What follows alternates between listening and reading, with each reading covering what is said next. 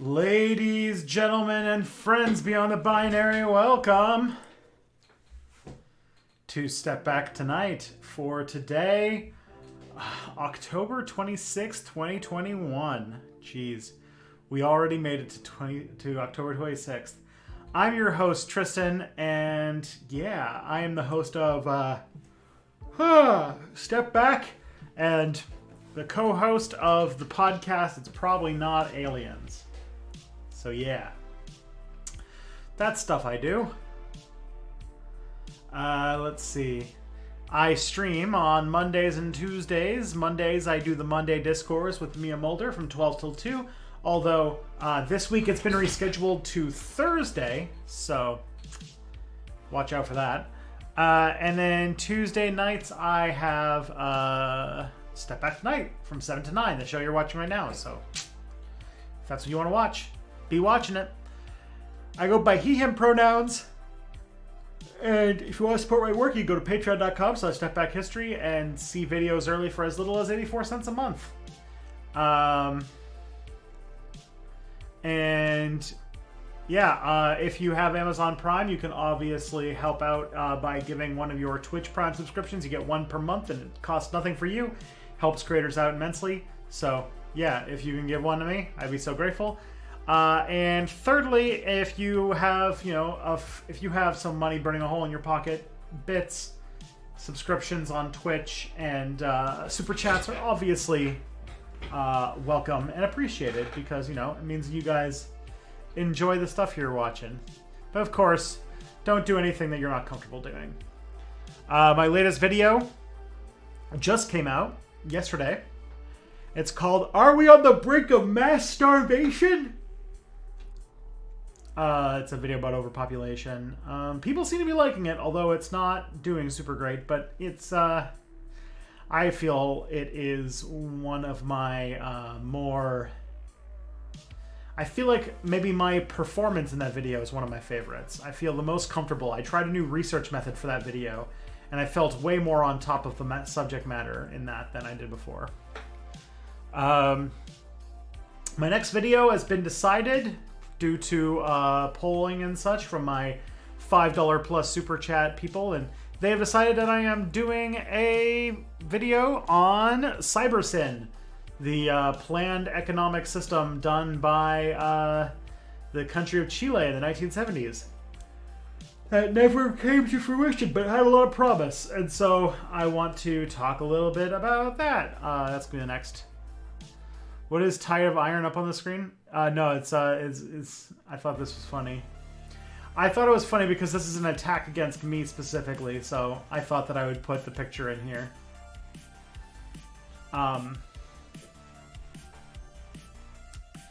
Yeah, I put this picture up in a few places, and I said, like, I feel like I've been personally attacked by this, and everyone was like, why? It looks like it's an upgrade for Hearts of Iron 4. Why would you feel threatened?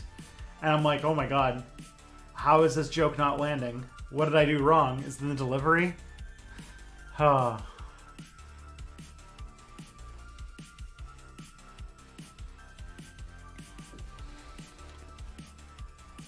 This is how you know I have a weak brand. Anyways. If you have questions for future streams, I will submit in the chat a link to a Google form you can fill out, and you can come and do the stuff. What's it called? Answer questions. I hang on to them for a month, so I'll get back to them pretty soon.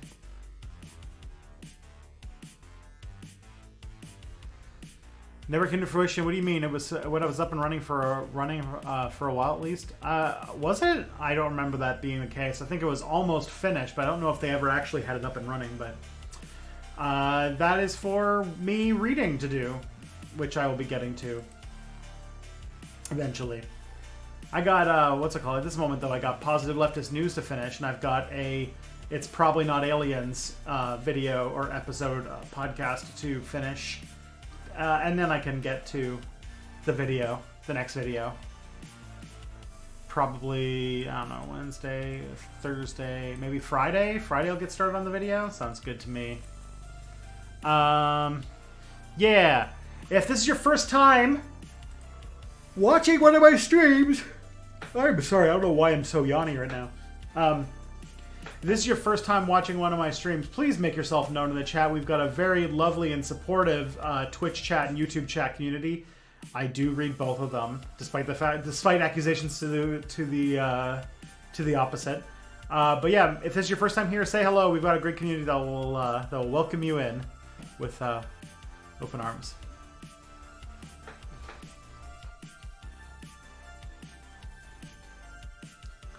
Yeah. Okay. So that's all the opening spiel. Oh my god, I wasn't yawning at all, and then I started streaming, and all of a sudden I can't stop yawning. I don't know what's wrong with me. I apologize. Kelly gets really mad when I do this, so yeah. But also, you know that when you need to yawn, you can't really stop. How was my day? My day was pretty good. I'm working on episode... I don't even know what number anymore. Something in the 20s anyway. I'm working on a episode for It's Probably Not Aliens that won't come out for a very long time. Like, I think we're on episode 8 and this is like episode 19 or 20 or 21, something like that. Something in that vein anyway. Yeah, and it's gonna be fun. I found an interesting subject for it that is going to be a really good topic to dig into. So tomorrow I'm going to be, or not tomorrow, tomorrow I'm doing positive leftist news, but you know what I mean. So yeah. Is me alright? I saw her tweeting about bacteria, presumably means she's sick. Yeah, that's what I heard. She told me she has a cold, and that she should be better by Thursday. That's what I was told anyway. What can be done to teach Chappelle and others like him that making fun of the trans community is bad? I mean, acknowledging the humanity of other people is... You have to find a way to get him to see trans people as, you know, human beings and not as just objects of ridicule and scorn. I think that he also, in specifically Dave Chappelle's case, it seems like he thinks that he's being, you know, he's being fine. Because, but, like, yeah, I don't know why he's doing the thing he is. But, I think that he would probably do well to understand the effect that his words can have and how so many people on the far right and so many people in, like, you know, TERF spaces are, like, latching onto his message and using it to basically stir up more and more hatred against trans people. And... yeah, it's bad. I don't like it.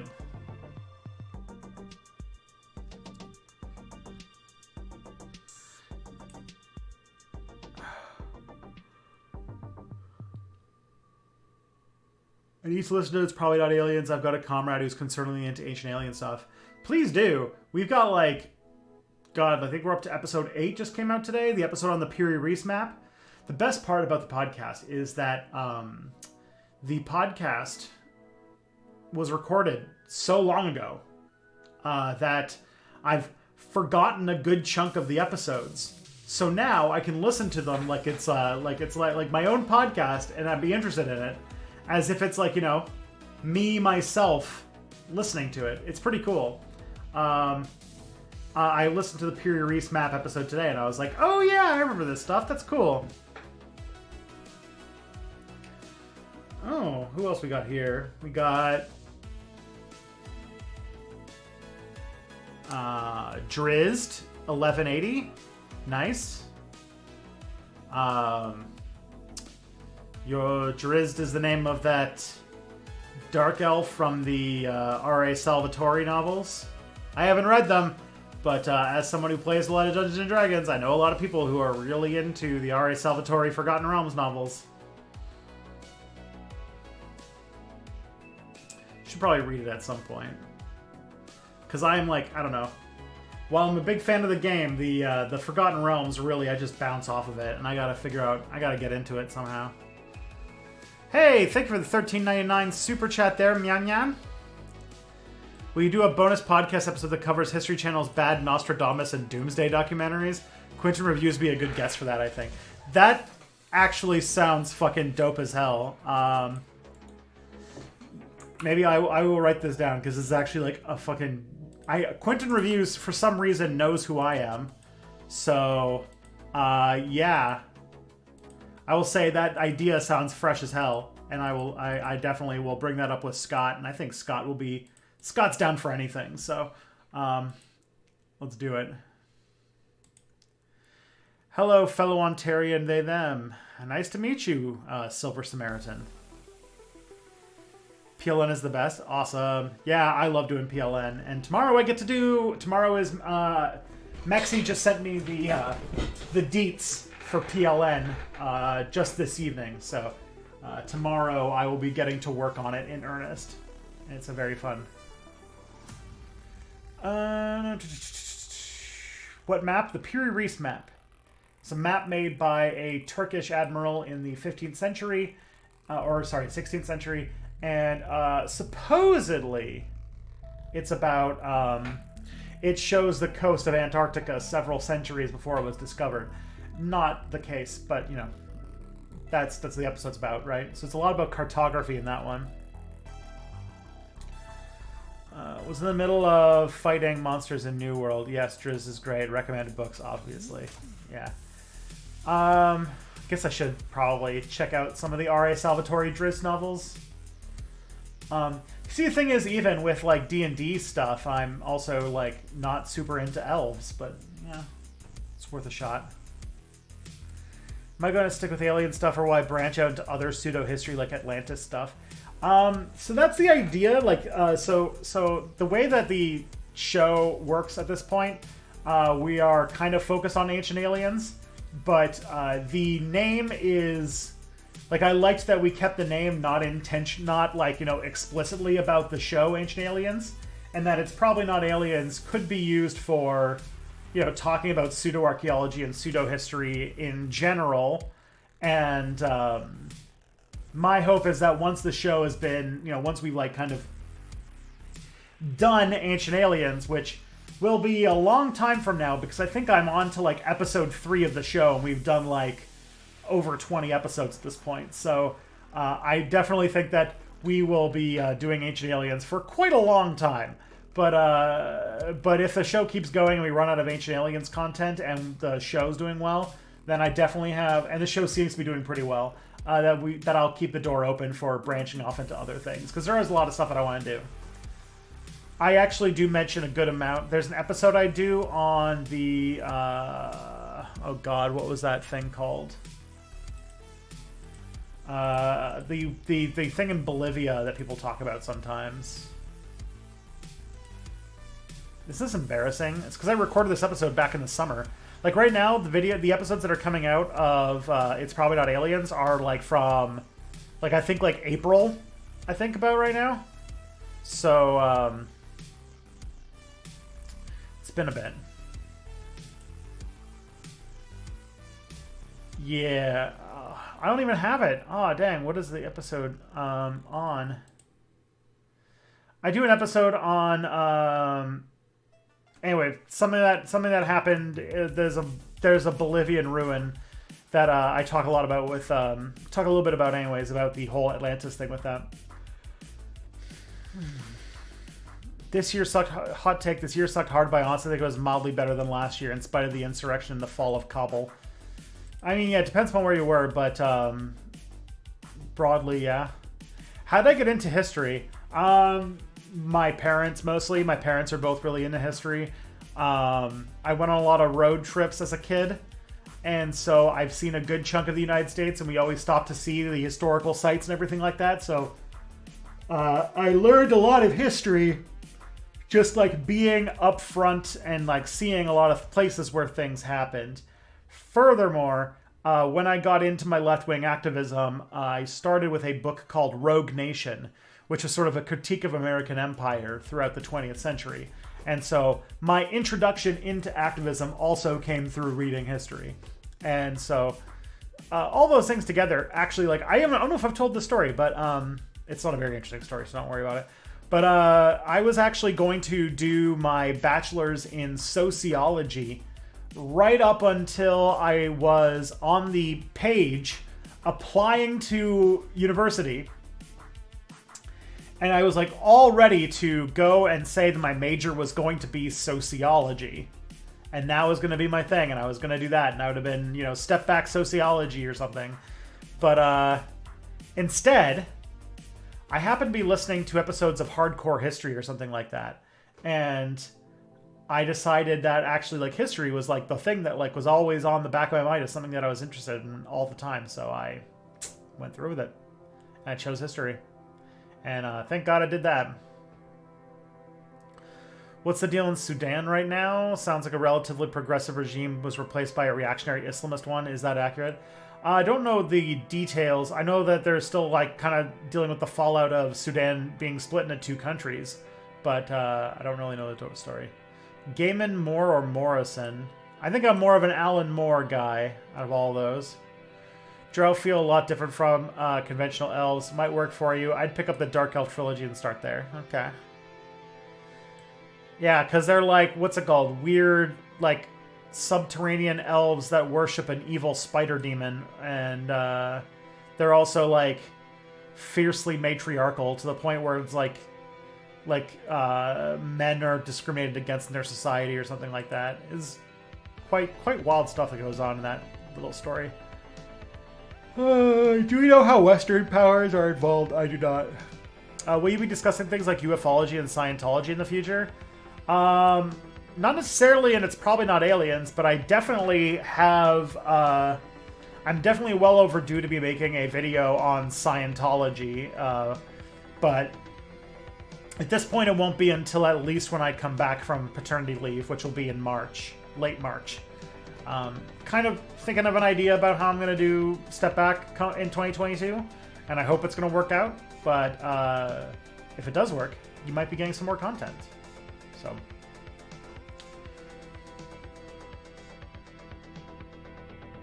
you should turn your podcast into a series that debunks pseudoscientific ideas and theories. That would be awesome.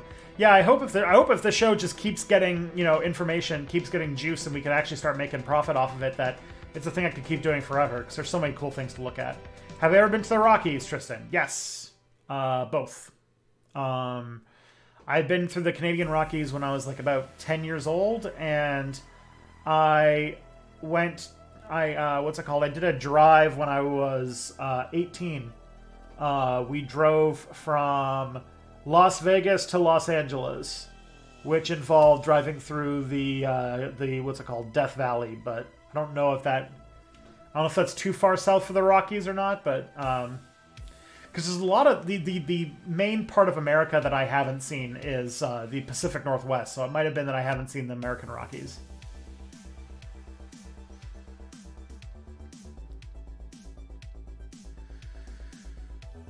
Why did you first choose sociology? I thought that it would be a good field for me to study. I chose my major when I was like 21 years old, and I was really into that was probably the peak of my like Marxist phase, and I was also really into anarchism. But I was really new. I had just become an anarchist like a year before. This is like February, March of 2010 when I did this. So I was just introduced into anarchism. I had become an anarchist in late 2009, and I was really into like Marxist theory. I had this like Marxist professor who was really like, you know, influential to me, and I was just like, oh, I need to go to this new university and choose a major, and I was just like, I mean, sociology looks like it could be the process of studying, you know, the social structures of people, and I was going to try to find ways to, you know, study different ways of social organization that don't involve states and hierarchies and stuff like that. That was going to be my idea. Hey, Tristan, it's been a while. Hello, Michael Collins. Do you think the Queen has much time left? I don't know. She did take some time off for her health recently, and she is in her 90s. But her mom did live to like a pretty old age, so She could still have another decade or two in her. Maybe not another two, but she could have another, like, close to a decade in her. Either way, is like, she doesn't have a ton of time left, obviously. I think she's waiting until the day after Prince Charles dies. It's all she wants. She just wants to outlive Prince Charles. Remind me of something I wanted to ask. You said the humanities are underfunded in universities. What about subjects that straddle the line between humanities and science, i.e. sociology, social psychology, etc.? Are they well funded or not? Depends upon the fields. So what happens usually is that endowments for different departments are based on what they're usually called faculties, what faculty they're under. And some of those fields that straddle that line between humanities and social science are different in different areas in different universities. Like, for example, history is one of those. As a history major in my undergraduate school, it was a humanities department. It was a humanities department. Because I know, like, I was in the academic senate. I was actually, for 1 year, I was my university's humanities senator. So I represented the humanities students at a lot of, like, decision-making stuff in, like, school politics and stuff. But at Western, where I did my graduate degree, it was part of the social science department. So was social psychology, which is really just under the greater, it's just under psychology.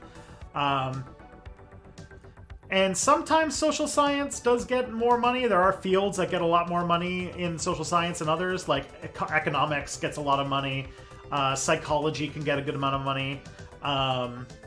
But, like, compared to, like, STEM stuff, it's not even close.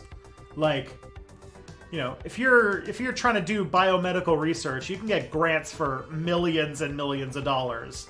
Just because, you have to go do some sort of, you have to go, buy 10,000 rats to do your research or whatever. While, like, in history, we tend to need money for, travel. Travel and to take time off to do research. So our requirements are lower as well. The amount of money a historian needs tends to be lower than, like, say, a, engineer. But even so, like, yeah, it really depends upon how much money the department brings in. And so, like, for history has declining enrollment year on year because people keep telling their kids to not get history degrees. So history gets cut back and it loses its budget every year. While, like, maybe something more sexy like psychology, which doesn't, psychology is not a field that is, we're in dire need of more psychologists. Psychology is like one of the most popular majors in university, despite, like, there's way more people graduating with degrees in psychology than there actually is, like, like needs for psychologists. But it gets a lot of money because there's just, a lot of people who are interested in the topic. So.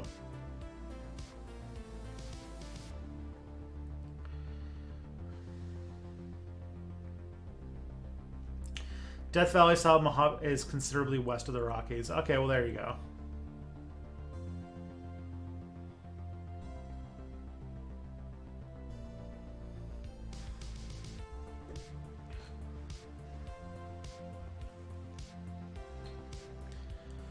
I'm super focused on Dune super hyped for Dune, watching it on Friday. Yeah, I haven't talked about it on stream. I was planning on waiting until Thursday because, yeah, I saw Dune over the weekend and it was very good. I enjoyed it a lot. I watched the Worm movie in theaters. Really good movie. If you're not watching it in theaters, I would recommend that you at least watch it with headphones because one of the best parts about Dune was the soundscape of the movie. Like, the soundtrack is amazing, and the sound effects and just everything about the sound really, really, really impressed me. So if you can watch it with headphones or watch it in theaters, I'd recommend it. And just, yeah, worked really well with the big, what's it called? The big screen and stuff.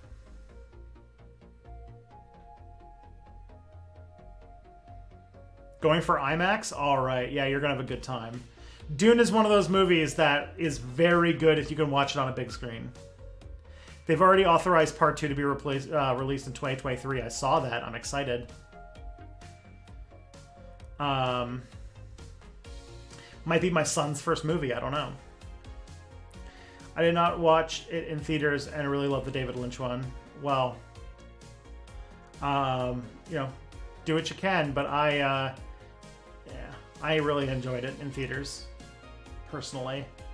I think Aaron Sarsgaard, whatever, the Sarsgaard, who played, what's it called, Baron Vladimir Harkonnen, was so good. Was so good at being just evil as shit. I was surprised by how much I liked Duncan Idaho being played by Jason Momoa. That worked out really well. Oscar Isaac as Leto Atreides. That was also really good. Timothy Chalamet, he did all right. I don't know how to feel about him, but... What was my first sci-fi movie? Mine was the 1998 Lost in Space movie. Now, I feel like I have constructed this memory because it's so old, and I feel like I would not have been allowed in the theaters. But also, I think I might have because my dad might have taken me. But I somehow think that my first sci-fi movie was Jurassic Park. I seem to somehow think that Jurassic Park is the first movie I saw, the first sci-fi movie I saw in theaters. But that's wacko because Jurassic Park came out when I was like 4 years old. And it was like, I don't even know what its rating was in the theaters, but I imagine it was a little bit higher than a 4-year-old going to see the movie. So, or it might have been 5. Either way, it would have been very young.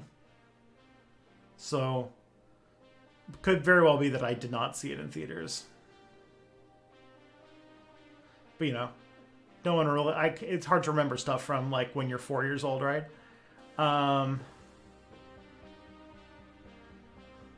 Do you think they'll do the entire Dune series? I hope so.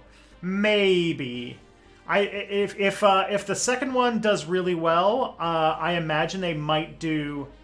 My guess is that at the most optimistically, you might get the trilogy.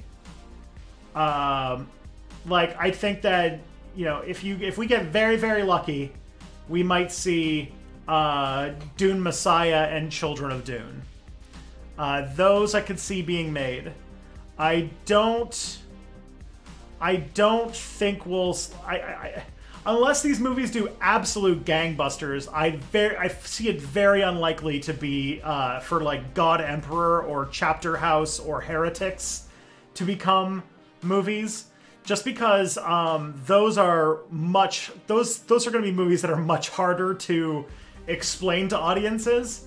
Like trying to do, I don't even know how you would make a movie that would work for something like God Emperor. I don't know.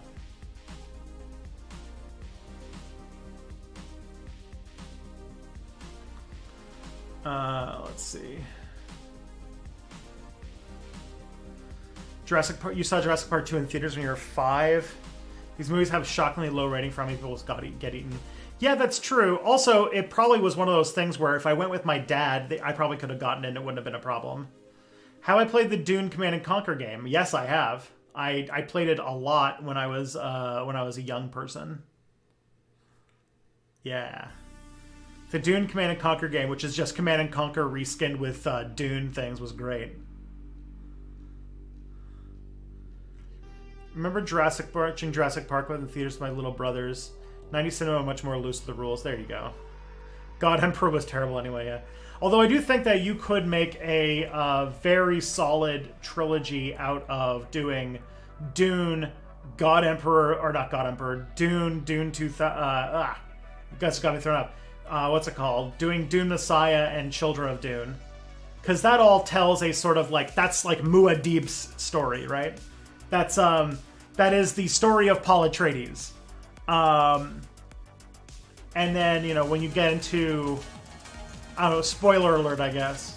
when you get into like after that, you're getting into Leto the Second's story, and then you're getting into I don't even remember what's after Leto the Second, but yeah, it gets a little bit. What's it called? And also like near the end, it starts getting really weird and horny, so things will get a little bit more complicated in that sense as well. Anyone else excited for Wheel of Time? I'm kind of excited for Wheel of Time. I've never read the books. I've heard that it feels like it's way too much of an investment for my taste, but you know, I'm down to give it a shot. I know my first two movies were Toy Story and Titanic. Maybe the Episode 1 of Star Wars was my first sci-fi. I do remember seeing Toy Story in theaters. I remembered because I threw up during it. I don't know why I remember that, but I do remember that when I saw Toy Story in theaters as a kid, we went to the cheap theater downtown, and I threw up because it came out when I was like 7, I think, and when I was 7, I got a lot of headaches and I threw up a lot. I don't exactly know why.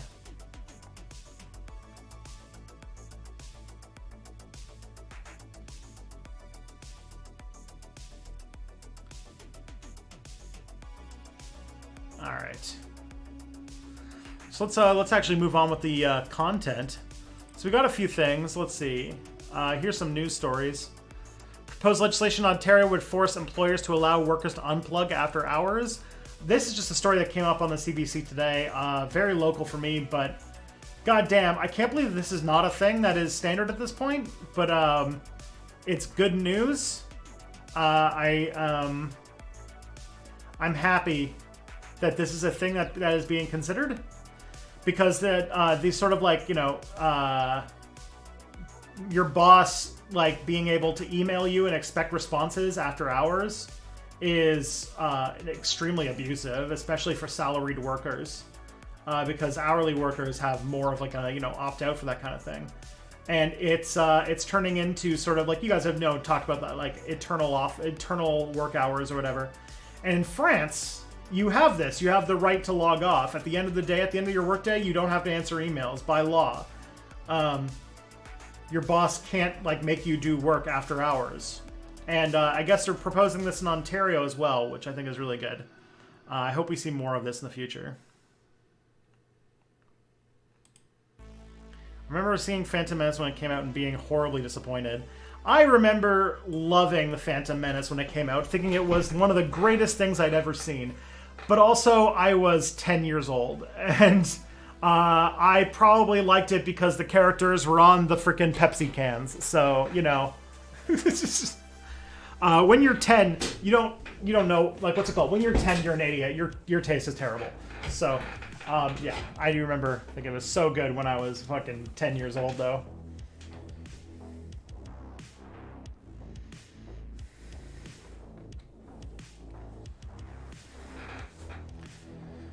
I really want this for my brother, but I know people would think it's selfish for a teacher to be untactable.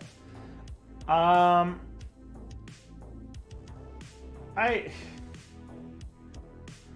didn't even know that you could contact teachers after hours. I didn't know that was a thing that you could do. Must be a new thing.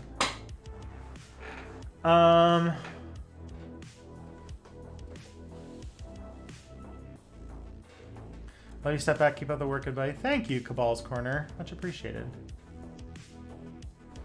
I think some of my favorite of the three, Qui-Gon Jinn and Darth Maul, are both really cool, and the fight choreography was impressive. I feel like the Phantom Menace, I didn't like the Phantom Menace for the same reason I didn't like all the prequels, which is that they feel like they were written by they were written in the first draft, and like the dialogue was awful and nothing made any sense. And I honestly think that those, like the lightsaber fights and stuff like that in the prequels, I also was just not a fan of, because everything was so fast and clean that it felt more like a dance routine than an actual fight.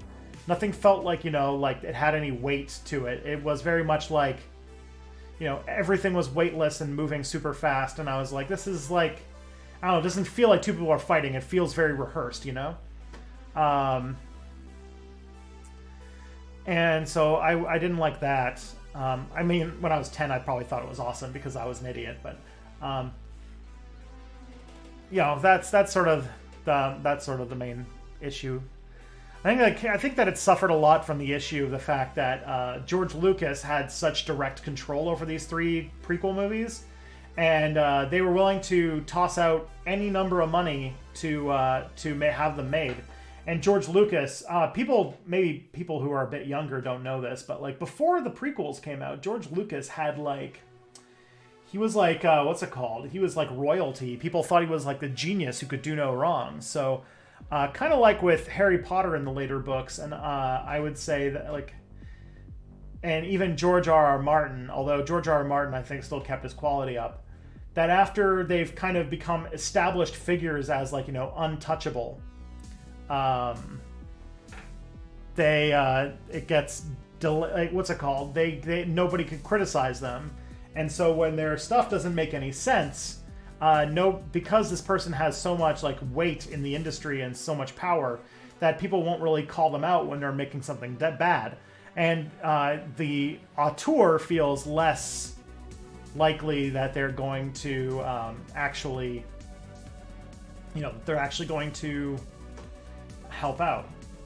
So my guess is that that happened with the prequels.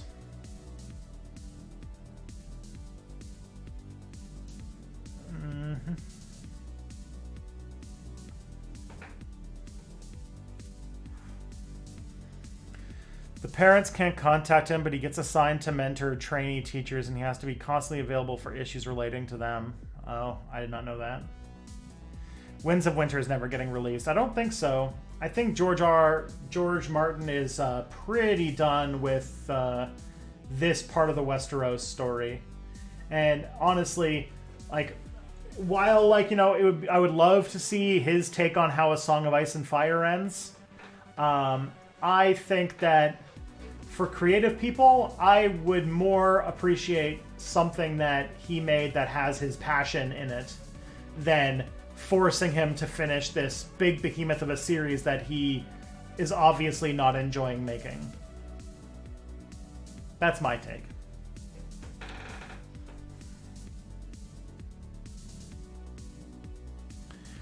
The next thing we got here is the Alec Baldwin story.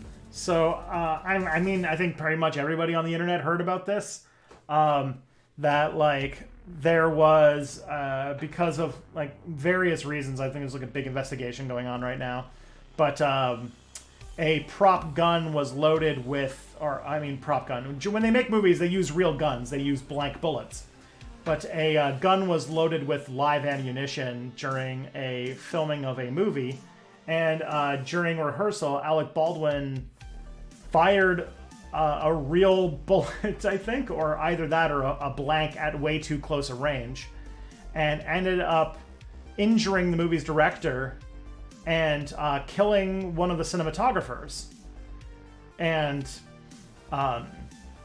everything is being drug up to talk about this because the ballistics expert or the armorer, I think, who is the person that's supposed to be on set anytime that a gun is being used in a movie, he he didn't check he's when a set is being done properly, when there is not a scene happening with a gun in it, the gun is supposed to be in the hands of the armorer, who is the firearms expert who is there to make sure that everybody is safe. And there's also supposed to be a rule, and this is a rule no matter what you're doing. If you are holding a gun, there is a rule, which is never point a gun at something that you do not wish to destroy.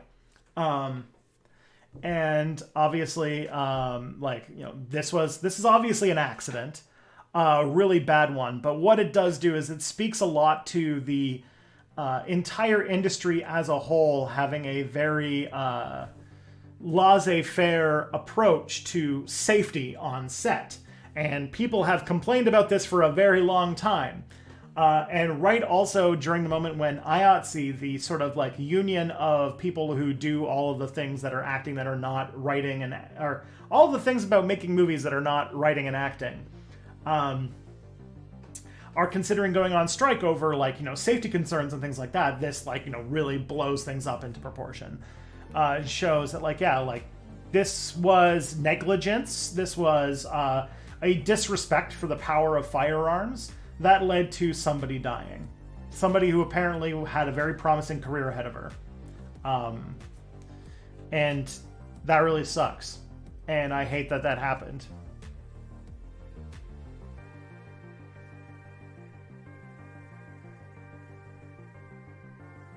Wasn't it during a break in the rehearsal? I don't know much of the details on that end. Weren't they using non-union labor on the set? I don't think they can. I think that's a bit of a problem. It's the reason why Hollywood movies rely so heavily on 3D animation, is because 3D animators are the only part of the movie making process that aren't animated or aren't unionized. And so they're, the labor is cheaper to just do animation. So they're doing less and less and less like actual filming and relying more and more on 3D animation, because then they can put more of the budget of the movie into non-unionized hands. They were using scabs. Well, shit, that's even worse. Yeah, just shows. I do remember also hearing that like the armorer was like 24 years old and might have been a nepotism hire, which also has a lot of really big problems with him. So, yeah.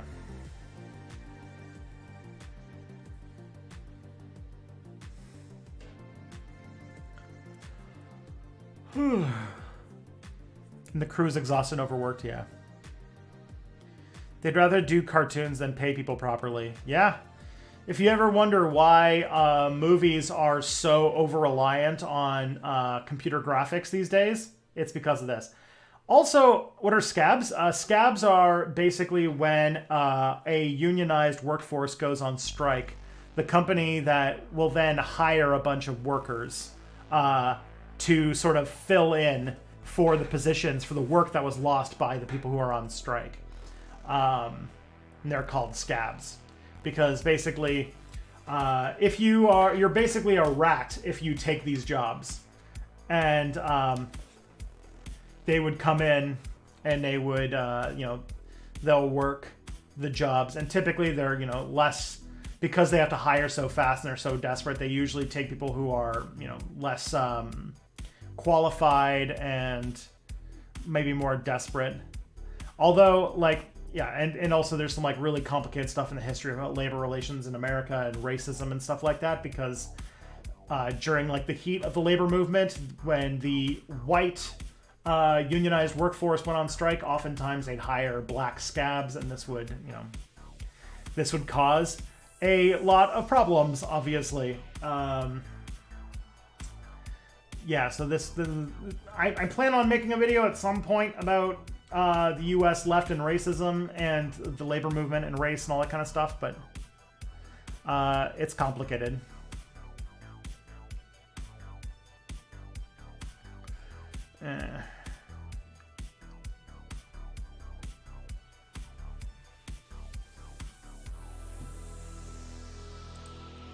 Good to know Minions 9 and Despicable Me 37 are non-unionized films, yeah.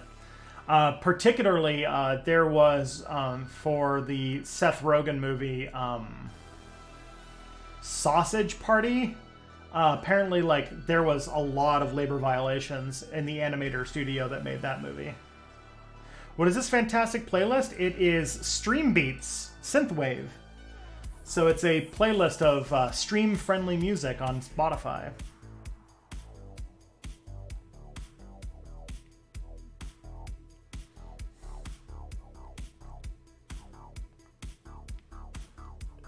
So the next thing I got here is that the Brazilian Senate has released a report that recommends that President Jair Bolsonaro should face criminal charges for homicide regarding his response to the COVID-19 pandemic.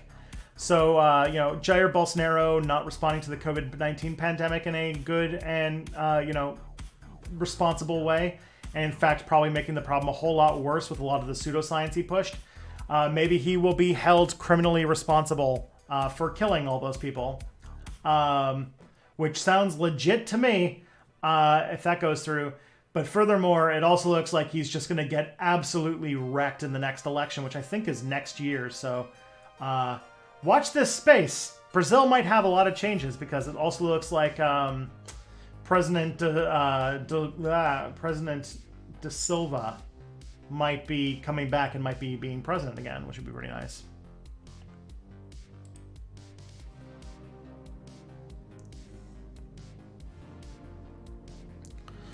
Let's see. Researchers at NYU Langone Health in New York City announced that a team of surgeons last month, led by Dr. Robert Montgomery, successfully attached a genetically modified pig kidney to a brain-dead patient for 2 days without rejection.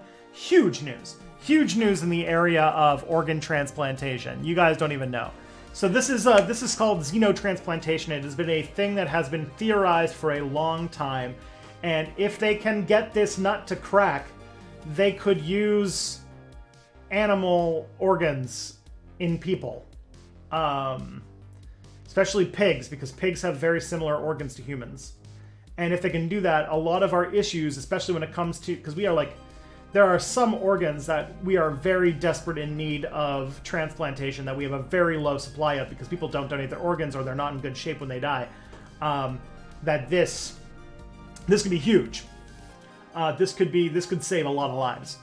And I thought it was very interesting that it worked. Also, I'm curious, because it's a pig specifically, there's for some religions that actually could raise some interesting theological problems.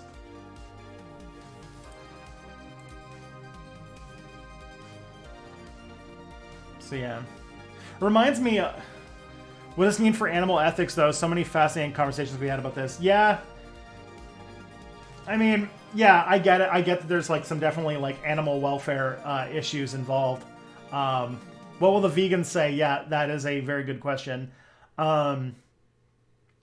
I do wonder where animal rights versus people's right to live would lie, because yeah, sure, it's a much more cut and dry argument to be like, yeah, you probably shouldn't kill animals for food, but when it's like, should you raise and kill animals to use their organs to save lives? Now that's a much more complicated question, one that I do not have the capacity to answer, obviously. But yeah, as a vegan, I'd say this is a good thing to be able to do. Yeah, I mean, it would, especially with like when it comes to organs, like kidneys are in such dire shortage that a lot of people die on dialysis waiting for kidneys. The other thing, on the note of this, is that I also think that it's important to point out that xenotransplantation is probably a stopgap measure, because at the same time, coming up right behind xenotransplantation is the further and further, what's it called? Development of 3D printed organs, where we could use somebody's own cells to regrow organs that are functionally theirs. And if we can do that, then we wouldn't need pig organs. And in some ways, it's very similar then to insulin. And I don't think there's any vegan who would have been against insulin, the way that we produced insulin, because we used to grow insulin from pigs. I think we used to get insulin from pigs. It didn't work super great, and so diabetics were very sick until the process of synthesizing insulin by putting human genes inside of the E. coli bacteria really changed the game.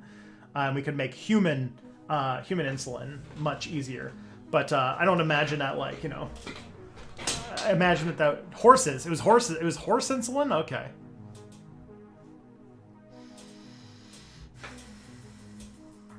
Wasn't it rabbits? You know what? There's a place called the internet where we can find out all of the answers to our questions. So let's take a look.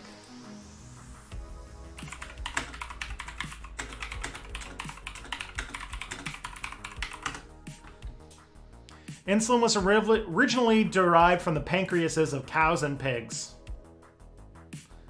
So there you go.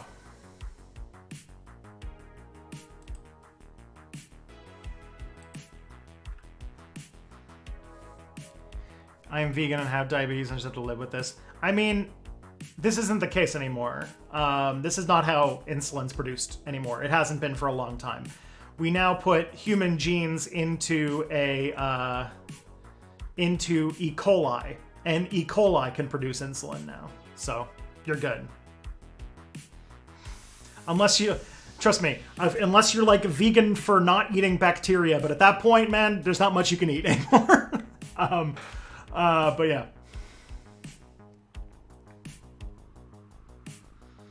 Has anyone seen Repo Man? Zydrate comes in a little glass vial. A little glass vial? A little glass vial. The Zydrate gun goes against a piece of anatomy. Sorry. That might be a different Repo Man. What do you think about human cloning for the purposes of organ harvesting? I think it's unethical. I think it'd be unethical to clone an entire person, but I have a feeling that that's not what we're going to need to do. Like, I don't think that's what we're going to need to do for organs. I think it's going to be more growing, like, it's going to be closer to, like, 3D printing with cells.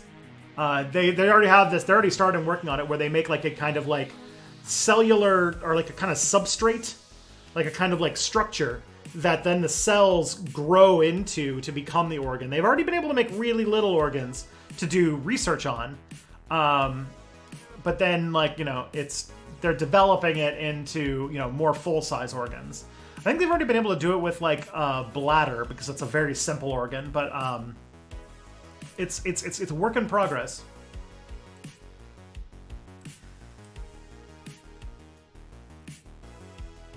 It's wild that E. coli can do that. Yeah, E. coli is, like, a super powerful, like, bacteria.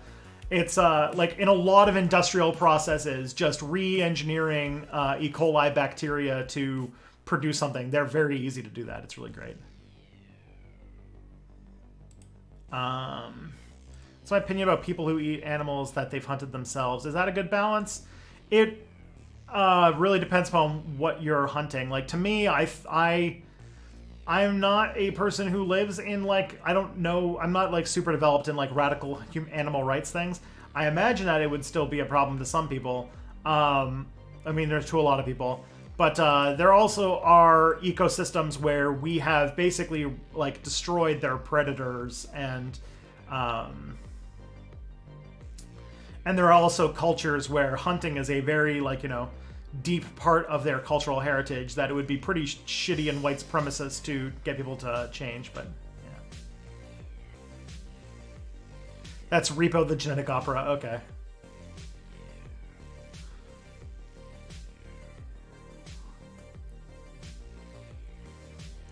I'd love to replace my pancreas so much. Yeah? Although, what's it called? There's some very promising new science, and because of the mRNA vaccines, actually, there's a what's it called? There's a product in there's a company in Korea that's working on developing a microRNA program for regenerating specifically beta cells in the pancreas, which is the insulin-producing ones. So, yeah.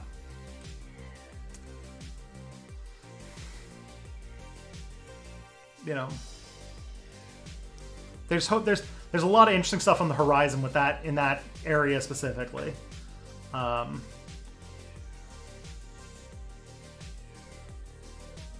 right. A lot of people make me excited and hopeful, and then I realize that most human population will perish in the coming climate catastrophe, and I'm back into doomer mode. It's not going to be that dramatic, I don't think. Things are going to get harder, and yeah, the population's going to have a harder time living, but I don't think it's going to be like this, like, apocalyptic thing people make it out to be. Life is just going to get harder. That is guaranteed, but yeah.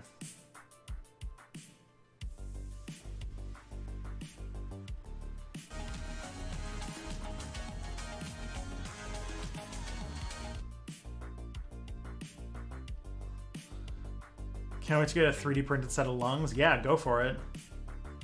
Yeah. Collapse is happening now. It's just not evenly distributed. Yeah. Collapse is going to be different than what we think, though. It's not going to be as dramatic as we think it is. Have I seen Soylent Green? Yes, I have. What do I think of the conversion of carcasses into nutrients? It's interesting. I don't know what they're going for in it, but I did see it. I don't know why I saw it, but I did see it. Yeah. What's the next question we got here? U.S. House of Representatives votes 229 to 202 to hold former White House chief strategist Steve Bannon in criminal contempt for refusing to comply with a subpoena issued by the January 6th Select Committee investigating the attack of the U.S. Capitol. Contempt is referred to the U.S. Attorney for the District of Columbia and the United States Attorney General Merrick Garland to decide whether to prosecute Bannon. Wouldn't that be interesting? Steve Bannon being arrested? Ooh, that'd be really fun. Pfizer, I think this just got announced more today with the FDA in America, but 5 to 11-year-olds might be getting their vaccines pretty soon, which would be very good news on the COVID front. I would be very happy to get kids vaccinated, especially as someone who's about to have one. Even, you know, because like I'm gonna have an unvaccinated baby in a few months, and there's a whole lot of things I'm not gonna be able to do in the meantime. So I'd love if we can get, you know, to the point where he can get vaccinated as soon as possible.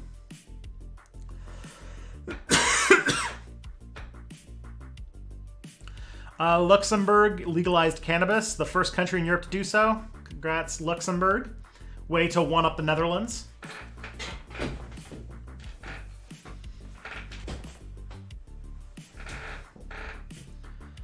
At a rally in Budapest, Prime Minister Viktor Orban accuses the U.S., European Union, and philanthropist George Soros of trying to meddle in the upcoming parliamentary elections. The accusation comes as opinion polls show Orban's alliance, Fidesz, KDNP, and the rival United Opposition pulling neck and neck. Big deal. Viktor Orban is essentially a right-wing, like a far-right nationalist, and the fact that he is under threat seems good. It pairs well with this flavor pairs well with the Jair Bolsonaro story. So,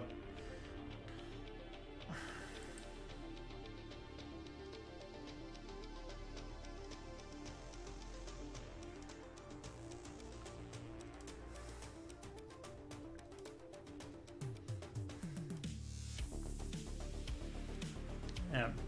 And last, Facebook and Alphabet, which owns YouTube, announced that they have removed a video of Jair Bolsonaro claiming that vaccines cause AIDS after the video was found to have violated their respective company policies about COVID-19 vaccines. Yay. These companies are evil as shit, but hey, I'm glad that Jair Bolsonaro's people aren't putting up with the far right's bullshit as much anymore.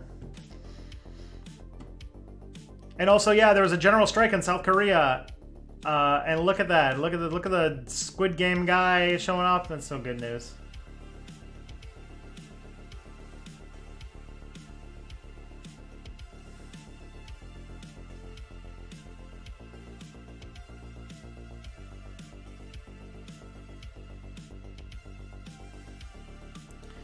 Do you think that right-wing spike that started in 2015 is starting to dwindle? I think so. I think with the combination of Charlottesville, the January 6th riot, and the what's it called? The Trump losing the 2020 election, and sort of the right-wing governments all really failing to address COVID. I think all of those in combination have led to the far right losing a lot of the wind out of its sails. Not to say that it is gone, not even to say that it's not dangerous, because the far right have always been very dangerous, even when they're in very small numbers. But it does mean that it does seem like they have, I mean, you know, knock on wood, that they have, barring some other catastrophe, they are at least on the back foot for now. Which would be good news. Hope that can hold up for a while. You're having a boy? Either way, congrats. Yeah! Well, yeah, as far as you know, unless he changes his mind, that's the, you know, that's the gender being assigned at birth. So. But yeah, I'm excited. He's gonna be here in like 3 months, not even.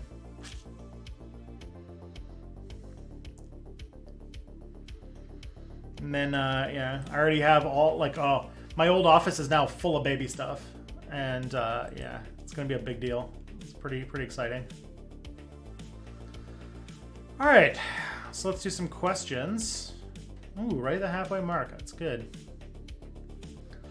Why has Trotskyism persisted even to today? Well, Orange Man. I don't even know if Orange Man's here. I don't think I've seen him. Trotskyism, I think, has persisted because of... So Trotskyism, specifically the idea in like kind of socialist circles that in order to defeat capitalism, we're going to have to make like one big red army that will, basically take over the world. That... I mean, like...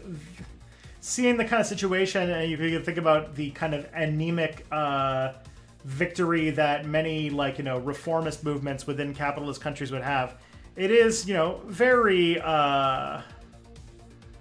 is very likely to, like, make anybody think that it's going to be rough to to accomplish anything other than, like, taking, like, big red army. It's a meme. Well, there you go. When am I starting my paternity break again? Basically when I break for Christmas. I'm working right now really hard to get my November, December, January, and February video all finished before I break for the holidays. And then when I break for the holidays, when I go and go and be a dad for a few months, I'll have content for January and February, and come March, I'm probably going to be coming back at the end of March. I have a kind of plan to make content in 2022 that I'm going to do an experiment with, trying to make my content more regular by batching. So there'll be like I think that I'll work on that from now on. But it'll be the end of March that I'm going to try to come back. But we'll see. I don't know. I don't know what being a dad's going to be like. And there's a month there where I would be back, but my wife would be on her, like, parent break. But she's going to be going back to work probably at the end of April. So I might hit a snag when I have to be the primary caregiver because, that's the role I'm picking up. So, yeah.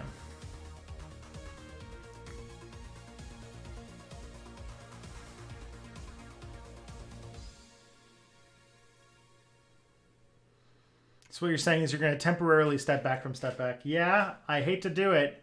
It'll be the longest that I haven't worked on Step Back in since I started it, but I think it's worth it. I think it'll be a really good time.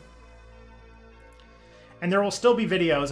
I will have videos for January and February, so that will be there. That content will still come out. Your dad was a stay-at-home dad. It was awesome. That's awesome. Yeah. Both me and my wife work from home, so we'll both be stay-at-home parents. It's just that we both work from home. But because of my job's a lot more flexible than hers when it comes to stuff you can do and time and stuff like that. So I'm probably going to be doing a lot more of the caregiving role, I'll be the person picking them up from school, and I'll be probably the one, packing their lunches and that kind of stuff. Packing their lunches. There's one kid packing his lunch, picking him up from school. There's only one kid. That's the plan.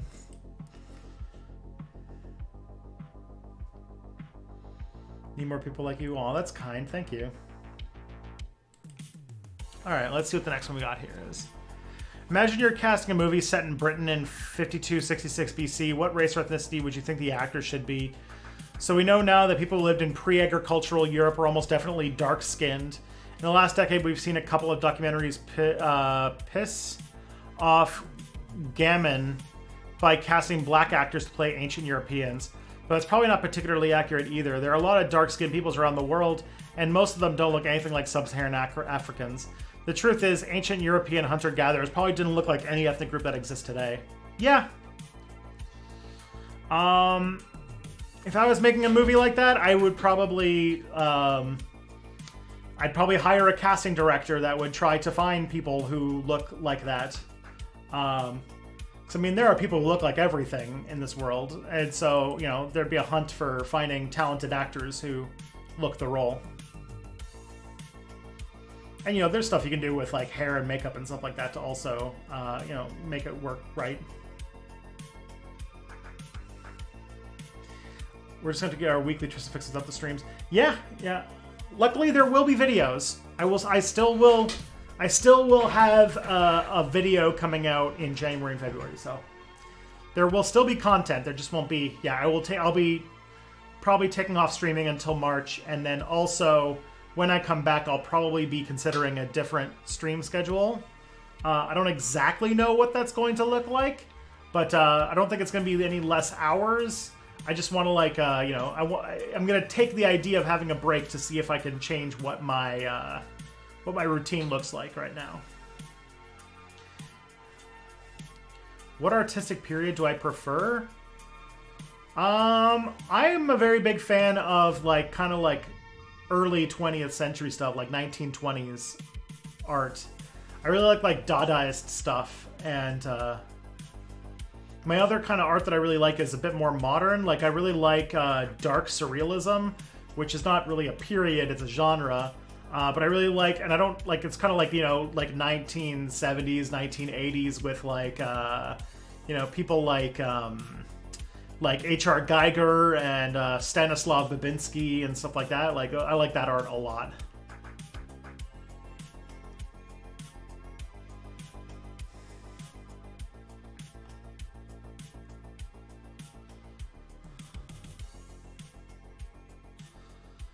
Side note, my brother's about to have a daughter in December as well, so excited to be an uncle. Yeah, I've been an uncle for about 5 years, and my nephew's pretty cool. I haven't seen him in a few years, though, because of COVID. Do I think I'm going to discontinue questions? I don't think so. I think that it's a good way of, driving the conversation. It gives me, stuff to work off of. But I don't know. I don't know what the next part's going to be, what the next step is. It's probably, more likely it's going to be a change up of the days that I stream rather than, what I do during my streams. I think I just want to find better days of the week to stream. That's my main thing. Small correction, it's mRNA, the messenger RNA, not microRNA. Well, no, the COVID vaccine is using messenger RNA, yes. But the people who are doing beta cell regeneration in Korea, they are using microRNA.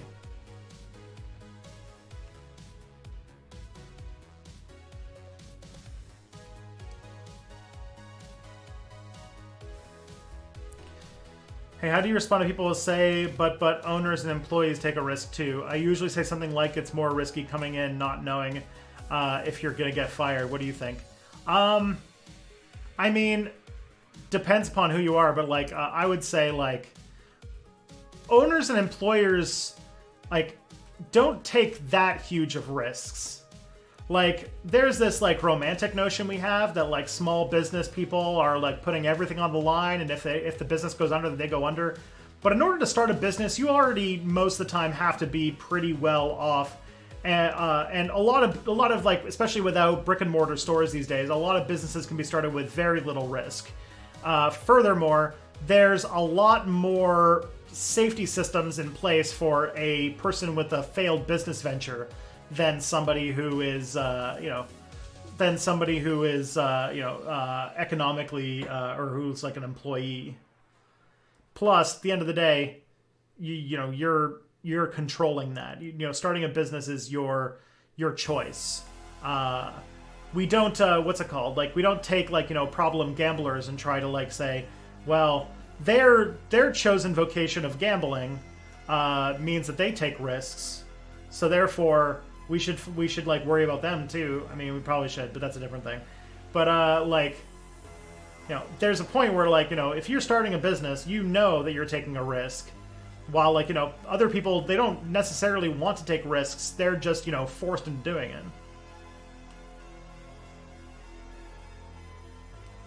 Will Mia be down to stream with you for future new days? I think so. I think she'll be okay. Really depends upon. I will definitely work out the way that it'll work with. My plan is to have it so that there will be a stream with Mia. I'll make the schedule work with her schedule. That is a that is key. Where should I start off to get into the worm books? Dune. Here's the thing about Dune. I'll tell you a little bit about the sort of like thing. There's not really much of a like complex reading order for Dune. Dune is 6 novels, told chronologically. I believe it's like only 6 novels. Maybe there's like 7 or 8. I can't remember. But there's the main 6 books will get you most of the story that you want, which is Dune, Dune Messiah, Children of Dune, God Emperor of Dune, Heretics of Dune, and Chapter House Dune. And then there's another. Then I think there's like some, but like that's like the main. That's like the main series. Like that if you're gonna read any 6 books, it's gonna be those. But then there's I think a few other books. So like here's the thing. Here's like the main issue is that Frank Herbert wrote a bunch of books, and then Frank Herbert died, and his son has basically spent his life writing Dune novels under the same thing. So, yeah. So Brian Herbert has books called like Hunters of Dune and Sandworms of Dune, and there's like the Butlerian Jihad and like a whole bunch of other like extended Dune universe novels that are written by Brian Herbert. So whether or not you want to read those, they're usually considered by fans to be very secondary, like very like, you know, not Frank Herbert's Dune, you know. But if you read the 6 books and you absolutely need more, I've read a good chunk of the Butlerian Jihad and I didn't hate it, so that's a way you could get into it. But in that point, you know, the order you read them is not super important, I don't think. She started the TV shows, the movie, or the book. So I'll tell you what. The TV show, so there's the movie. The movie, there's a 1984 movie, and then there's the 2021 movie. The 1984 movie and the 2021 movie are adaptations of the same novel. The 2021 movie only adapts the first half of the novel, and the 1984 movie covers the whole novel. Then there was a like a mini series done in 2000 by the Sci-Fi Channel that also is an adaptation of the same novel. The only thing is that they made a sequel to that, which sort of combines the novels of Dune Messiah and Children of Dune together. But what I would say, my take, is that really like you should just read the novels. It's a really, really interesting book, or it's a really, really interesting novel series, and a lot of it deals with ideas and themes that are really kind of always going to be lost when they're adapted to film. Like, people have called Dune unfilmable, and that's because really, like, even the best, like, I would say even like the Dune, what's it called? Like, even the new movie, the Denis Villeneuve Dune, which I think is fucking fantastic, and it's probably the best adaptation that I've seen so far. It still had to cut out a lot, and it had to simplify a lot in order to make the story work for film. It's one of those stories that really, really works as a novel, and it's a real challenge to make into a movie. Because you spend a lot of time in characters' heads, you have to deal with a lot of world building, a lot of complex world building. For example, Dune, like one of the things about the Dune book series that will really confuse you, because the book is very confusing to read, is that it's very dense and nothing is introduced to you. The book contains footnotes and like 100 pages of appendices. So, like, for example, like in like the first few pages, there's references to the Orange Catholic Bible. What's an Orange Catholic? They don't tell you. What's the Gom Jabbar? They don't tell you. What's the Kwisatz Haderach? They don't tell you. These are all things that just get brought up because it's told by characters in the world who have all these common frames of reference. So you need to just read the book and constantly be flipping back to the appendices and the footnotes and stuff like that to really understand what's going on, because The first novel is almost told. It's written as if it's like, it's kind of like inspired by a book called the Alexiad, which was it was a book written during the Byzantine Empire by a princess, by Princess Anna, and is the biography of her father, Alexios the First. And the Dune is written from the perspective of a woman by the name of Princess Irulan about Paul Atreides.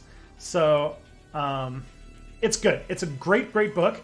It's very dense. It doesn't like, you know, introduce things to you. So you really gotta, like, you know, it's a chewy book, but very rewarding once all the pieces start to fit together. And there are ideas in the books that are some of the coolest ideas I've ever seen in science fiction. The idea of, like, priming a culture's mythology in order to precede people to come so that when you arrive, you appear like a messiah. The idea of ecology being a major story beat, and like ecology playing a major role in a civilization. And there's a lot of, like, thinking about how environment and how resource and environment shape culture. And a lot of that stuff just does not make it into movies, because movies have to be very fast. They have to be very plot driven. They have to be very, like, you know, you have to push because you only have a few hours to tell a story that takes like hundreds of pages. So you have to, like, simplify and move and simplify and move and simplify and move. And for Dune, you can do that because there's a really cool story in there, but it does mean you are subtracting quite a bit. Furthermore, when you get past the first three books, books 4, 5, and 6 get deal more with time scales that take place over thousands of years, and deal with, like, extremely complex or really interesting and complex ideas that totally would never be able to work as a movie.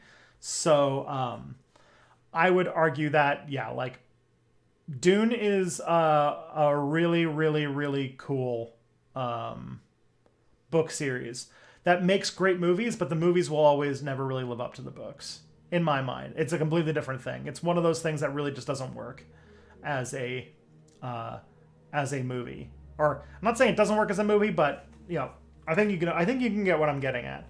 But and someone asked if they're canon, and it's like, yes, they are canon, because Chris Herbert, is that his name? Brian Herbert, I think got the rights to Dune after his dad died, so he's, you know, he is writing official Dune content. He is the owner of Dune now. And he still writes novels. He spent his whole life writing novels, and he's written a lot of them, so theoretically somebody likes them. So, you know, give it a go, you know?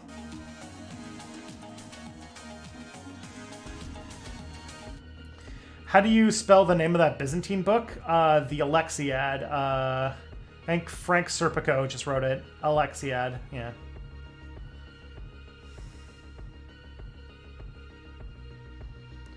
What is a dune? Dune is the reference to, it's a nickname for the planet Arrakis, which is the planet kind of at the center of the story.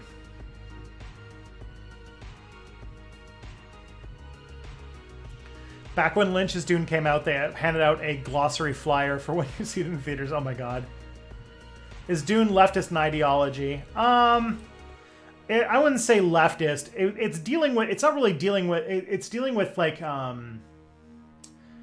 themes that are, like, more, like, it's very philosophical about big themes about, like, the history of civilizations and stuff like that. It's very much like big history. But, like, at the end of the day, it's primarily about a feudal society, and it doesn't really question the feudal society. And it is a society where there is nothing close to democracy in it. And it doesn't really have big issues with that. Monarchs are not portrayed as evil, so I wouldn't say it's fundamentally leftist in its outlook. It has more interest in discovering things like, or investigating ideas like, how do you assassinate somebody who can see the future? That's the plot of one of the novels.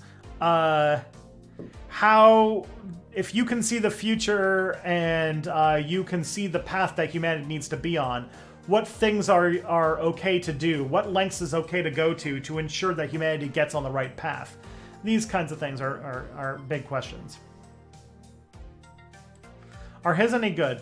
I haven't read too many of Brian Herbert's books. I have only read a good chunk of the Butlerian Jihad, which was decent, but I didn't finish it.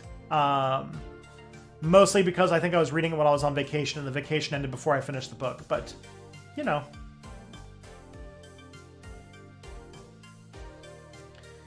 Dune is a science fiction book series by Frank Herbert set roughly 10,000 years in the future. Well, it's 20,000 years in the future. The main thing that's interesting about that society, too, is that the Dune universe takes place in a world where like 10,000 years in the past compared to Dune, which is 10,000 years in our future, there's something called the Butlerian Jihad, which was essentially a war against artificial intelligence. The humans won, but as a result, the humans have decided to not develop advanced computers.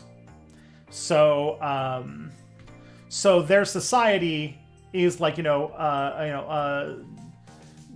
multi-planetary, almost like galactic civilization that functions without computers. And there's a lot of interesting things they do to sort of work that around.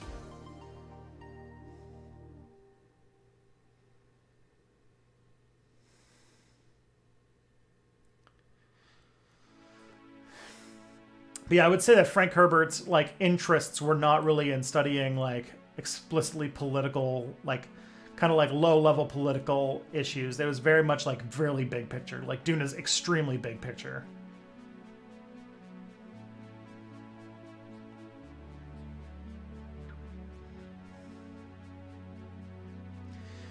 How do you watch Dune if you can only focus on movies and cinema now?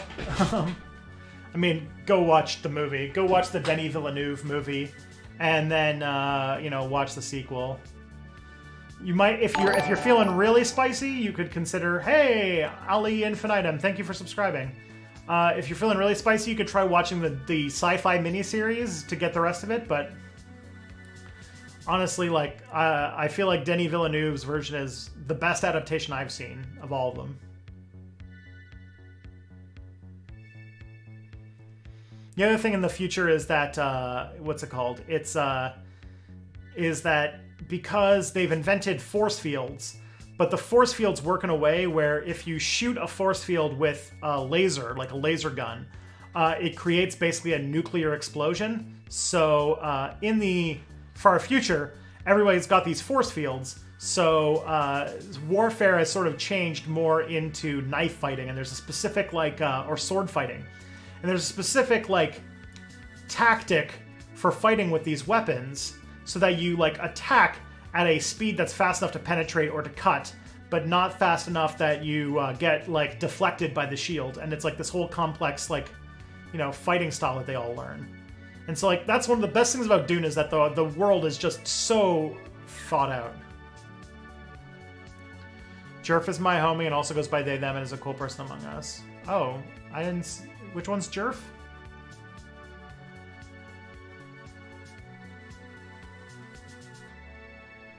Did I misgender somebody? I'm sorry.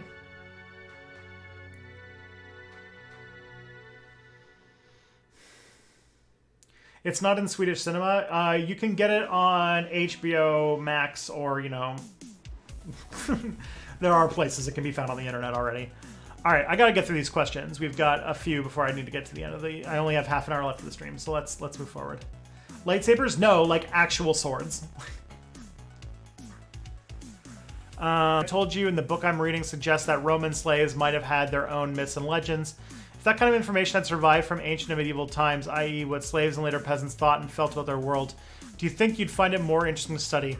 Like, I've heard you say in the past you find pre-modern European history boring because so much of it focuses on aristocrats fighting each other. I definitely think it'd be more interesting to learn about that kind of history in Rome and stuff like that, yeah. I do think so. I think it'd be good.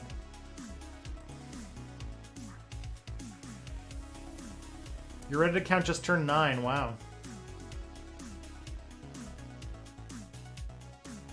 But I need to be in the cinema to focus. Well, I don't know what to say at that point. If you could only watch a movie that is in theaters, and Dune isn't in theaters, there's really, you kind of like what's it called? You're kind of out of options at this point, unless you can find it in maybe like a second run theater. I don't know. Does Sweden have second run theaters?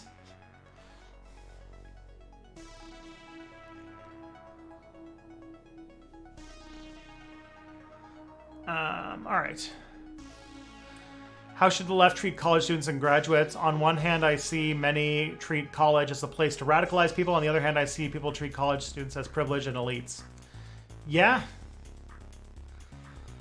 I feel like college turns more people into liberals than it turns more conservatives into liberals than it turns, like, you know, liberals into socialists. I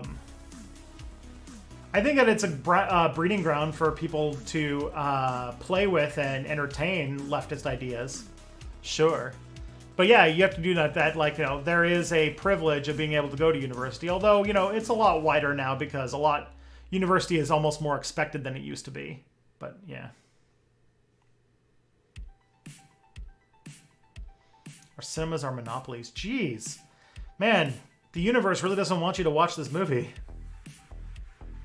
The only other option I could think of is getting an audiobook and listening to it while on a walk.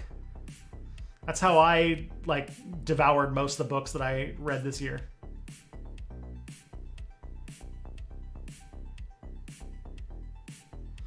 A lot of my videos have both historical and increasingly, like with your most recent one, sociological themes. What are my thoughts on the field of sociology? I think it's interesting. I've enjoyed. I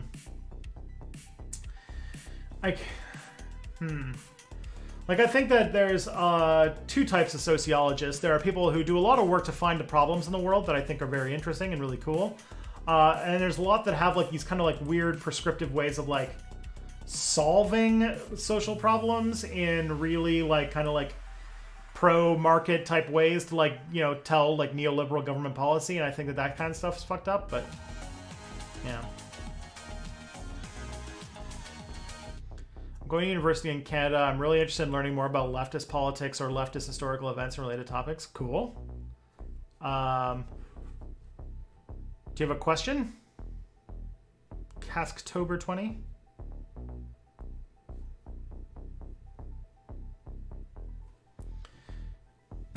Anyways, is this a fair criticism of...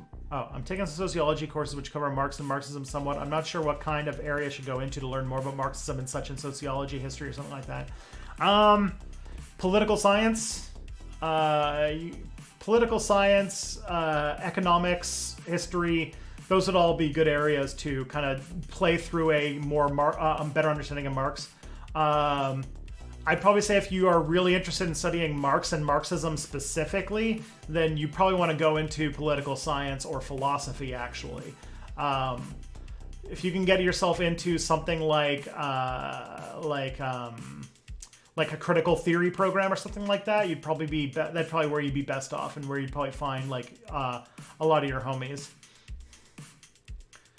Like most of the classical Marxists that I met in undergrad were in political science.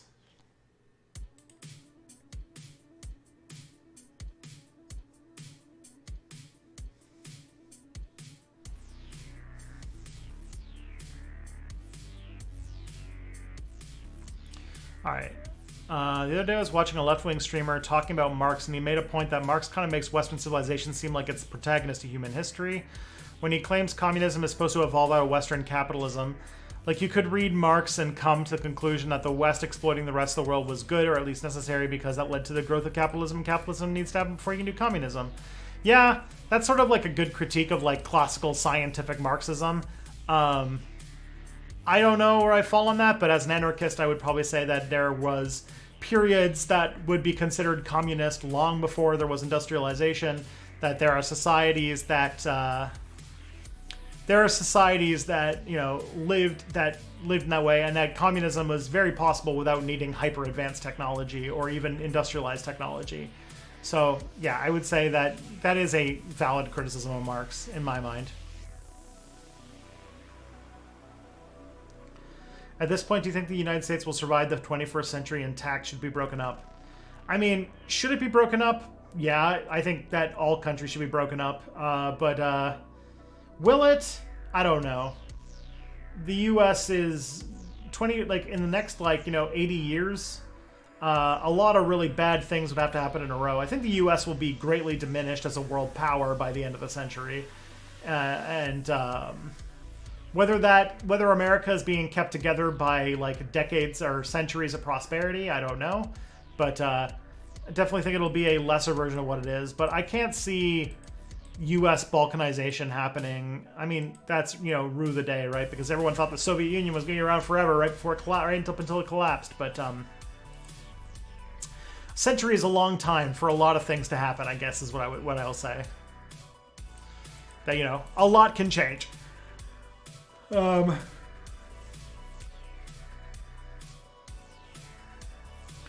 Like most countries in the world are less than 100 years old at this point, so, a lot can happen. How do I respond to authoritative/opinionated individuals, and why are people incapable of agreeing to disagree? Because I mean, a lot of people are just happy to be happy to be right rather than to have social cohesion. I'm not one of those. I can be one of those people sometimes, but I try to, in many cases, at least in real life, to as long as what they're saying is not egregious, to sort of just agree to disagree and move on from certain topics. It's how I maintain friends, because not everybody in the world can be a radical leftist anarchist person. You have certain friends that you talk about certain subjects with, as you do.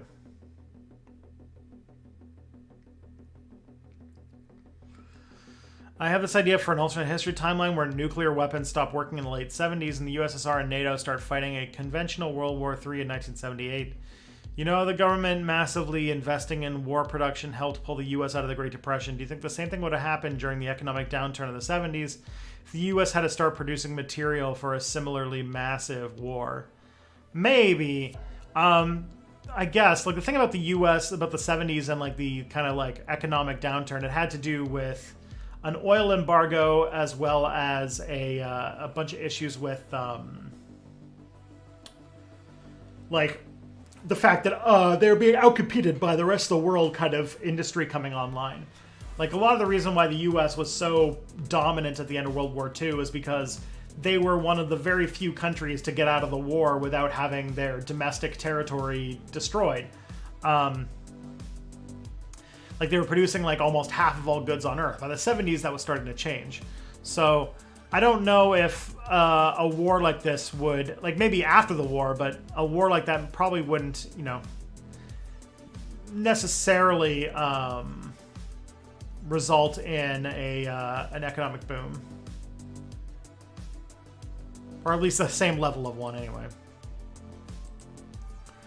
All right, with the recent discourse around the man bun who shall not be named, I think it's weird that just a few months ago his fanboys were all talking about how you can't be critical of him because he raised money for Palestinian people, aka colonized people under a settler state. How does one see Palestinians and see, they are the oppressed, but then turn full settler when full nations of black people bring up their similar plight? Man, Matt Lipton, that's a super good question. Man, that does involve a whole lot of, cognitive dissonance there, isn't it? Weird. It's almost as if the person you're talking about is ideologically inconsistent because he doesn't really think through his own position super great. He just reads the first paragraph of the Wikipedia article and basically goes off that.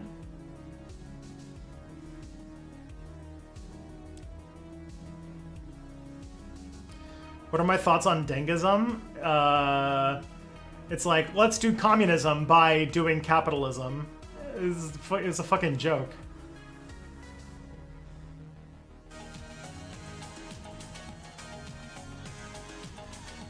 What is Dengism? Dengism is basically the ideology of China that was picked up after the death of Chairman Mao. So it's basically China's current trajectory of integrating capitalism and market reforms into their system.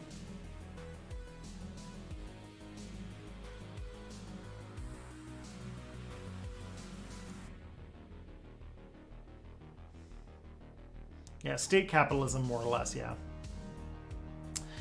With the fact that Marcus Garvey and other early black nationalists thought that the solution was basically for black people who had superior education to settle in Liberia in spite of the primitive tribes already living there, be an example of colonized people who have bought into settler frames of thinking.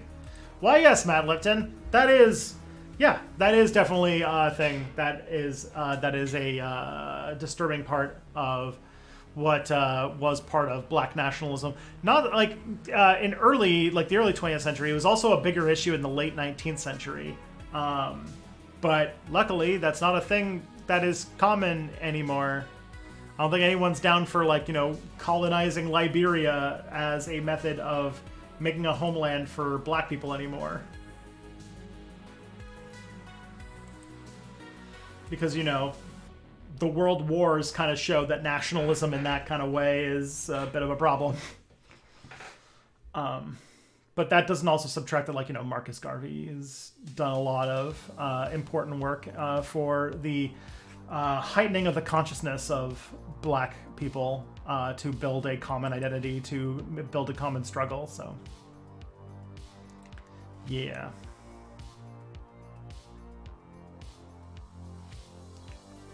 But yeah, that's all the questions. I was luckily able to get through that. Fun fact, Ho Chi Minh met Marcus Garvey and worked with one of his organizations in the 1910s while in New York City. That's pretty cool. Maybe I need to make a Marcus Garvey video. I feel like that's one that is sorely needed, is like a Marcus Garvey / black nationalism video. And I'm looking for a video to do with Professor Flowers. That might be a good one to do.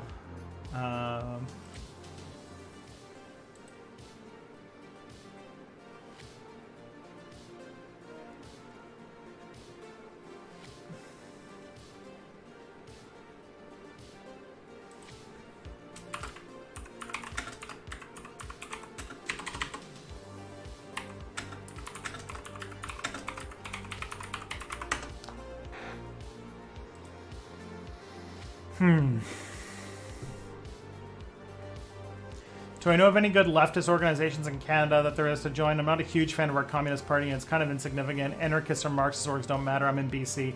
The best things you're going to find are going to be local. Look for stuff that's local. Man Bun Dude is a CIA plant whose purpose is disrupting, cause infighting on the left. I'm almost certain of at this point. Does anybody agree? Well, no, but goddamn, the fact that he's so ignorant of leftist politics, but so popular because people, especially young men, love to gather around somebody who acts like a belligerent asshole but is very confident. Does result in leftist infighting that is really fucking stupid. Setback in Professor Flowers collab, hell yes. Yeah, I mean, nothing confirmed, but I just reached out to her a few weeks ago to say, that I did not like all this stuff about bullshit, all this bullshit that, that you were going through, and that we should work on something together, because I think that, there's good stuff to talk about. And she seemed on board, so. Is Hassan against Land Beck? I don't think so. That question wasn't for me. Any reason everyone hates Man Bun but not Hassan?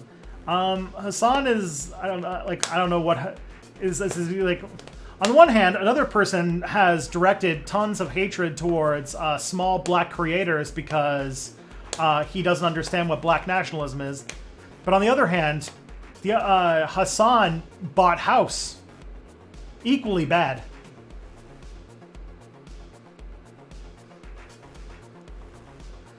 Because as we all know, socialism is when no house. Like, Hassan's a little bro-y. That is true.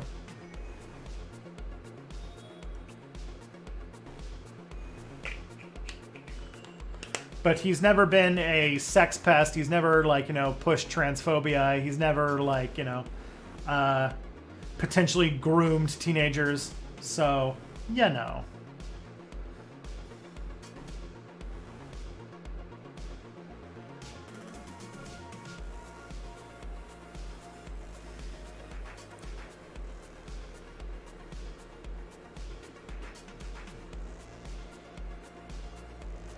Ho Chi Minh would also be a good subject for a video. Ho Chi Minh is had quite an interesting life and did quite a lot during his time.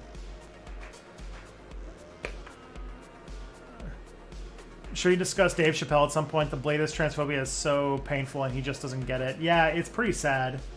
I didn't really watch the Chappelle Show when I was a kid, but I know a lot of people who really loved Dave Chappelle's comedy before all of this, and yeah. Everyone knows when you join the left, you automatically take a vow of poverty. It's in the manual, for Christ's sake. Oh, man.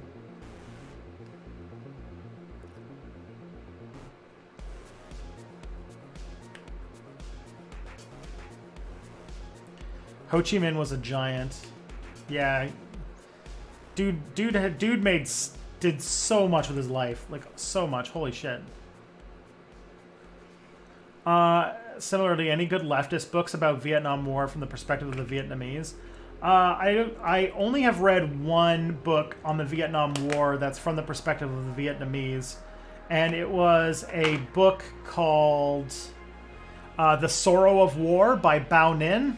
I read it for my Vietnam War class. I did a whole presentation on it. But basically, Bao Ninh is a former Viet Cong soldier who has, who wrote, I think it's just his, like, it's kind of like his memoir. But The Sorrow of War was pretty good. And its translation in English is pretty good, too.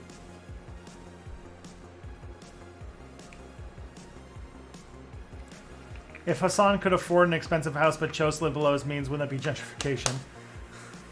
I don't know about that, but like the fact is he bought an expensive house with his family from money that people gave to him of their own free will. He wasn't like, you know, he didn't like, you know, exploit employees. He didn't like, what's it called? He didn't like, wasn't like a freaking like loan shark. Didn't even sell people a product. He basically got it entirely off donations that people voluntarily gave. So, and a lot of them were just done with like Amazon Prime subscriptions.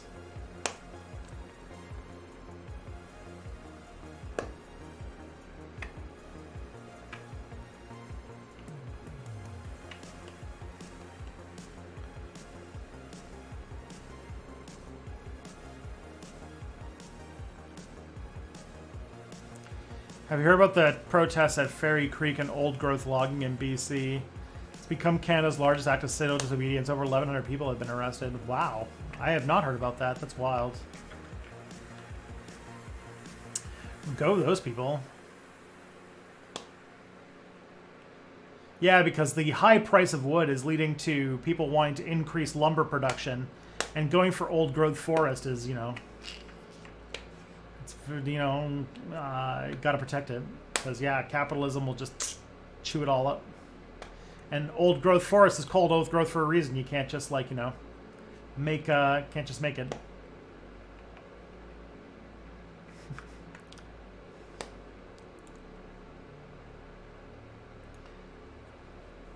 He was at the World War I Peace Conference trying to get Vietnam's independence. He was, yes, he was. He even thought the U.S. would join in when because Ho Chi Minh thought that the Americans actually believed in the things that they say they believe in. So when he like tried to lead a revolution against the French, he wrote a Declaration of Independence that was like actually like heavily modeled off the American one. And then when the Americans attacked him, he was like, "Bro, WTF?"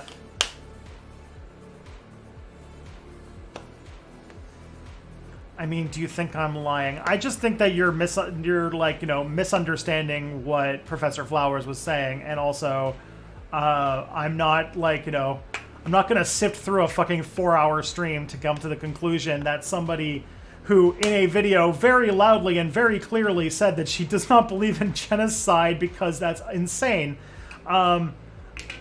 That secretly did, because if you look at our 3 minutes and 15 seconds of, or 3 hours and 15 minutes of a 6-hour stream in which she was being basically verbally assaulted, that like what's it called? That is like, I don't know. It's just like, no, like fuck, like no, fuck that. Vosh is an abusive asshole who will just like do all sorts of manipulation of force to, you know, strong arm people into saying things in heat of the moment. And like, I wouldn't take anything anybody says on a freaking Vosh stream seriously.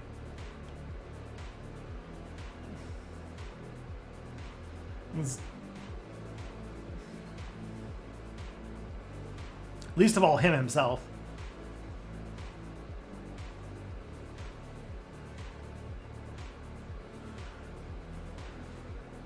As an anarchist, should we make the world a better effort to read more materials from people of color, women, LGBTQ people, as opposed to problematic white men and like Bakunin? Sure. Yeah, there's a large body of work of, like, you know, black anarchists and anarcho-feminists and such that have like great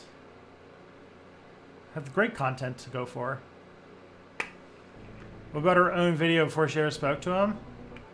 I watched it. I didn't see anything that sounded like genocide to me. But it's okay. It's all right. If you don't like that the black lady said the thing, all right, you know, that's your own prerogative. That's between you and God.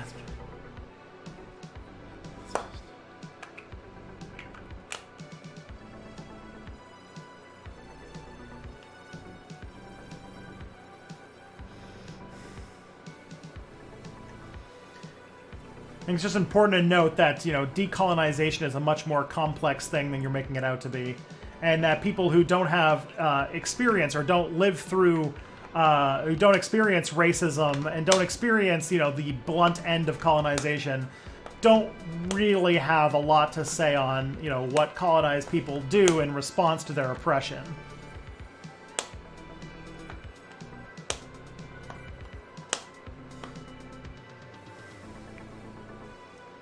And also asking such, like, you know, what's it called? Abstract questions in absence of any context or, you know, historical understanding of the situation makes the answer completely pointless. Like, I'm a historian. If you don't have context for these kinds of questions, the answer is meaningless.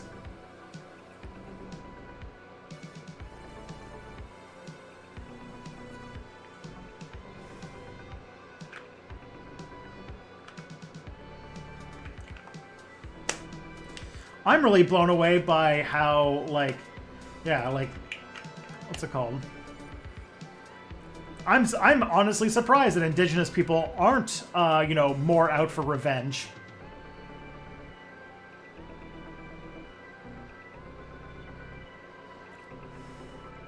She didn't support genocide. She said condemning it categorically amounts to policing the colonized. She didn't say condemning genocide categorically amounts to genocide. She said condemning a situation in which, like, they kicked the white people out of a colonized country would definitely be, could be amounting to policing the colonized. Like, the only example I can think of where that has ever happened was in Uganda, where Ugandans, like, you know, under Idi Amin kicked out a lot of the white people.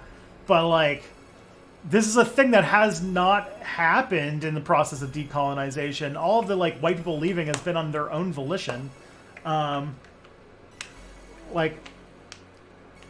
I know that you really want to hate her. I don't know why, but that doesn't, like, that's obviously a misrepresentation of what she said.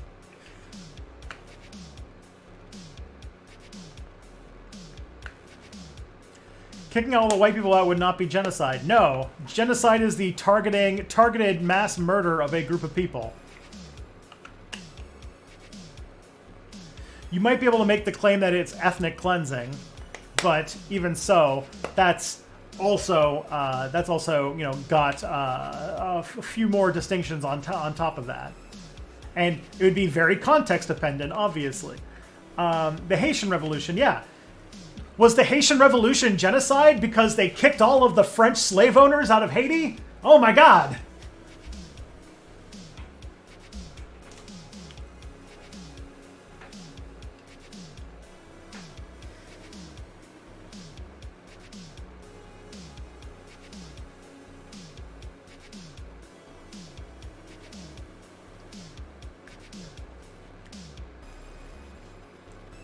Oh my God, you're fucking lawyer. So can we agree that she tactically condoned ethnic cleansing? No. You are purposely trying to misconstrue what she's saying because you want to hate her. Like, fuck off. I'm like 1 second from kicking you out.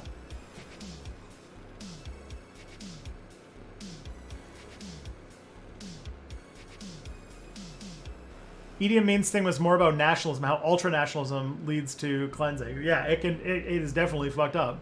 What Idi Amin did had a lot of problems, in my take. Yeah. Sorry to change the subject, but I was reading about Guatemala today. Any videos on America's involvement? Well, thank you for the $10 super chat, but unfortunately, I don't really have an answer on that.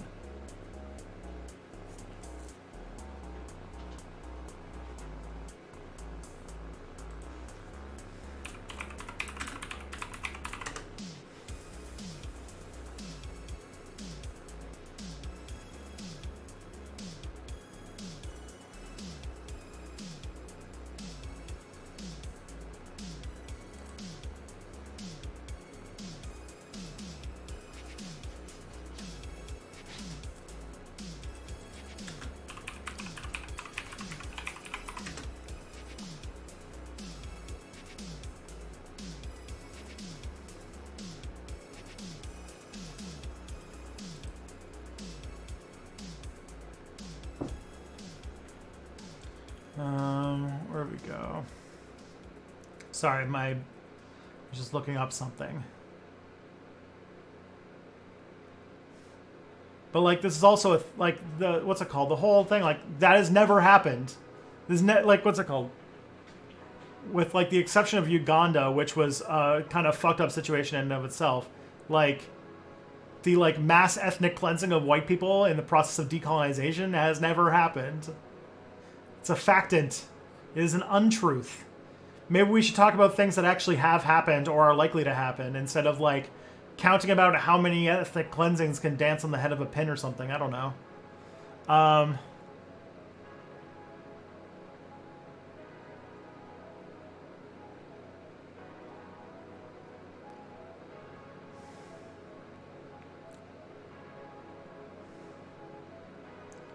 Let's see.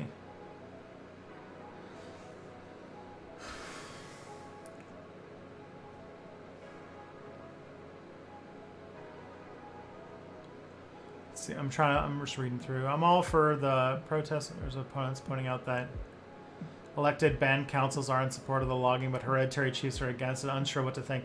That's the exact same thing that's happening with the Wet'suwet'en people.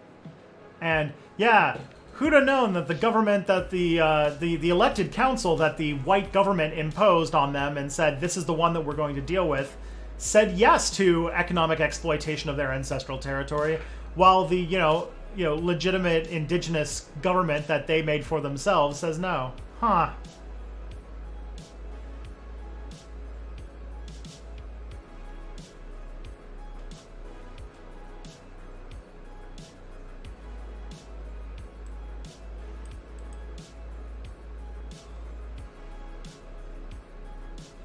Uh-huh.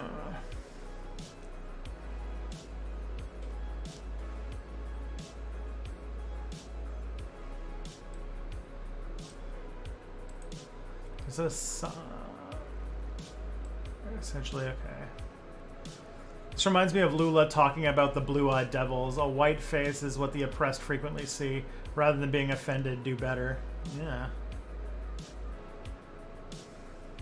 I was waiting for the follow timer to finish counting down. What the fuck? Huh?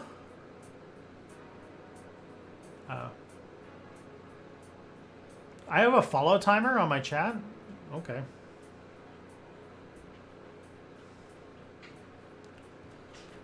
I agree that she was bad at explaining her position. Maybe. Also, like, from what I can tell, she was brought into that conversation wanting to talk about subject A, and then he instantly went to subject B, something that she had not prepared for, and then just basically continued to harangue her for hours until he could get his, 15-second soundbite, which then he could use to lead a harassment campaign against her for weeks. Like, that's how Vosh works. He is essentially what's it called? It's the same fucking tactic that seedy people on the right use. It's essentially like Ben Shapiro tactics.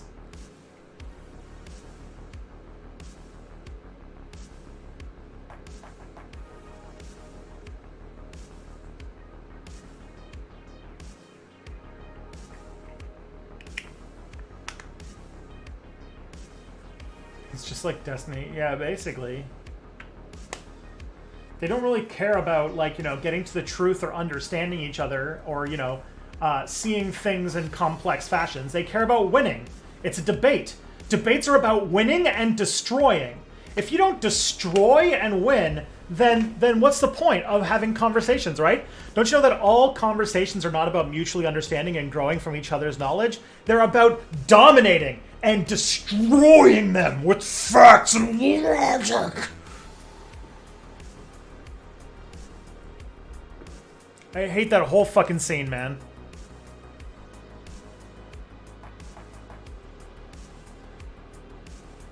I just hate debates.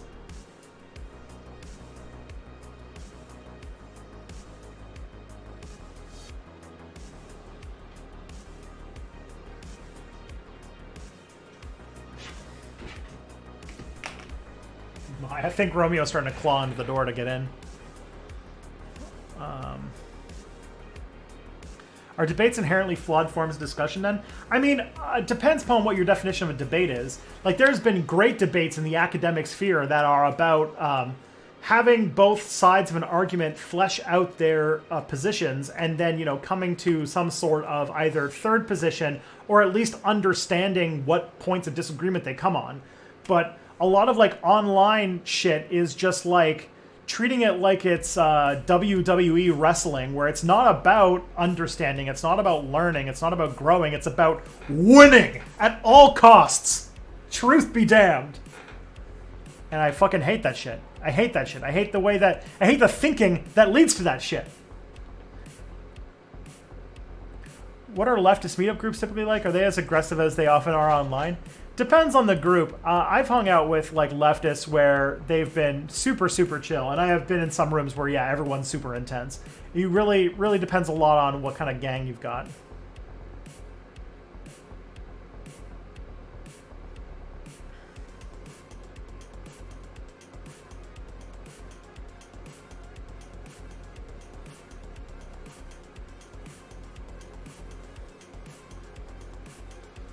Oh, man.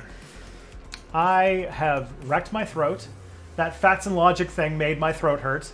So, let's see. Let's look at somebody to raid, shall we? We're getting close to the end of the stream here.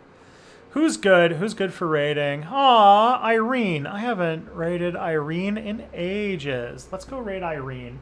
Let's raid Irene. Let's see. How much time we got left? Oh, 15 seconds. Well, okay.